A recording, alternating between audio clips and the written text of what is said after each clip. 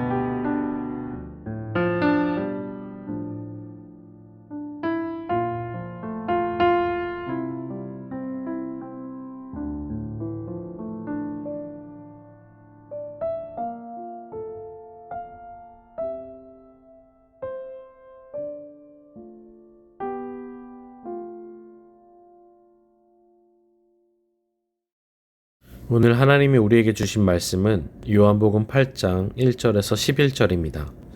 함께 말씀을 읽고 우리에게 들려주시는 하나님의 음성을 듣겠습니다. 예수는 감람산으로 가시니라.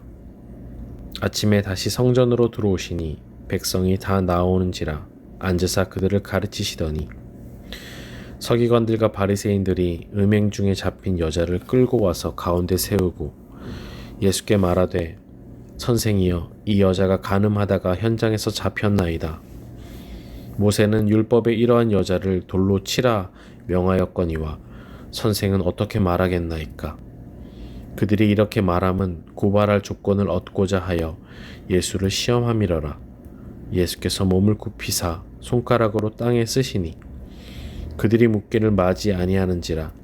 이에 일어나 이르시되 너희 중에 죄 없는 자가 먼저 돌로 치라 하시고 다시 몸을 굽혀 손가락으로 땅에 쓰시니 그들이 이 말씀을 듣고 양심의 가책을 느껴 어른으로 시작하여 젊은이까지 하나씩 나가고 오직 예수와 그 가운데 섰는 여자만 남았더라. 예수께서 일어나사 여자 외에 아무도 없는 것을 보시고 이르시되 여자여, 너를 고발하던 그들이 어디 있느냐? 너를 정죄한 자가 없느냐? 대답하되 주여, 없나이다. 예수께서 이르시되 나도 너를 정죄하지 아니하노니 가서 다시는 죄를 범하지 말라 하시니라. 성경의 기록 중에 예수님께서 웃으셨다는 장면은 없습니다. 다만 우셨다는 기록만 있을 뿐이죠. 그 이유는 잘 모르겠습니다. 하지만 저는 예수님께서 분명 웃음이 많으셨을 거라 생각합니다. 왜냐하면 어린아이들이 자신을 향해 웃어주는 사람에게 다가가는 그런 습관 때문입니다. 성경에는 어린아이들이 예수님께 다가가는 장면이 등장합니다. 제자들이 나서서 제지할 만큼 말입니다. 늘 가장 작은 자에게 다가가시고 그들과 함께 하셨던 분이 바로 예수님이십니다. 오늘 본문에서도 그런 약하고 작은 한 사람이 등장합니다. 바로 가늠한 여인입니다. 당시 가늠한 여인은 현장에서 즉결 처형이 가능할 만큼 종교적, 사회적으로 큰 죄를 지은 사람이었습니다. 그녀는 현장에서 적발되어 사람들에 의해 끌려옵니다. 사람들은 다른 사람이 아닌 예수님 앞에 여인을 끌고 옵니다.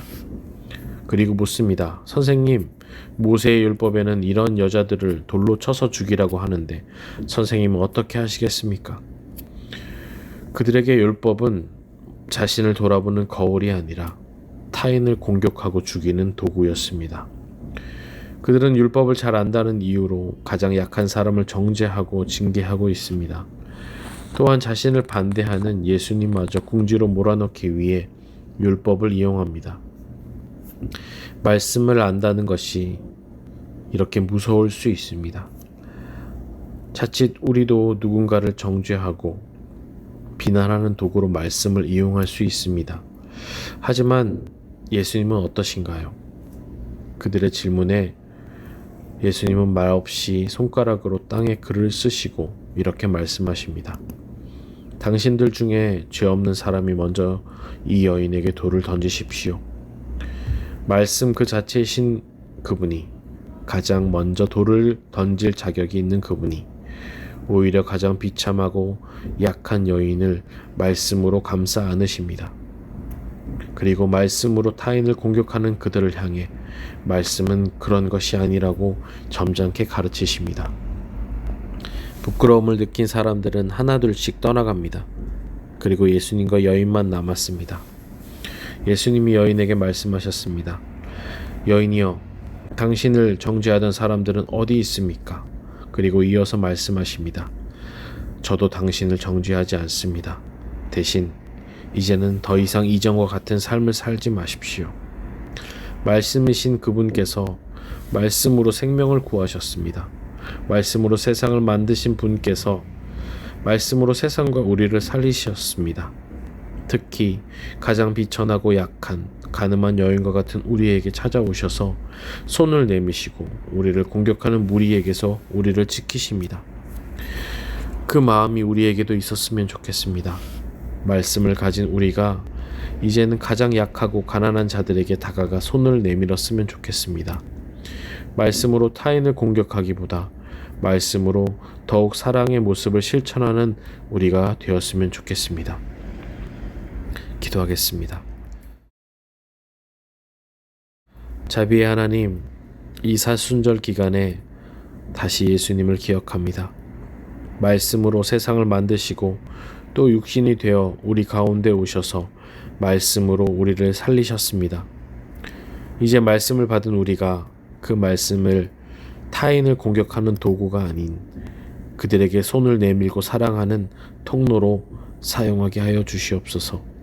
그래서 우리를 통해 하나님의 뜻이 이 땅 가운데 드러나는 일들을 보게 하여 주시옵소서. 감사하고 예수님 이름으로 기도드립니다. 아멘.